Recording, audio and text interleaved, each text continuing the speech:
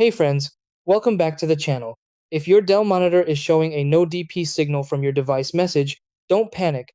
This is a common display issue, and in most cases, it's easy to fix. This error simply means your monitor isn't receiving a video signal through the DisplayPort connection. Start with the basics. Check that the DisplayPort cable is firmly connected to both your computer and your Dell monitor. Even a slightly loose cable can break the signal. Next, open the monitor's on-screen menu and make sure the input source is set to DisplayPort, not HDMI or auto. If that looks fine, inspect the cable and ports for physical damage like bent pins, dust, or cuts in the cable. After that, restart both your computer and the monitor. This refreshes the DisplayPort handshake and often fixes the problem instantly. If the error still appears, move to Advanced Checks. Update your graphics drivers to the latest version, then lower the screen resolution and refresh rate in your display settings.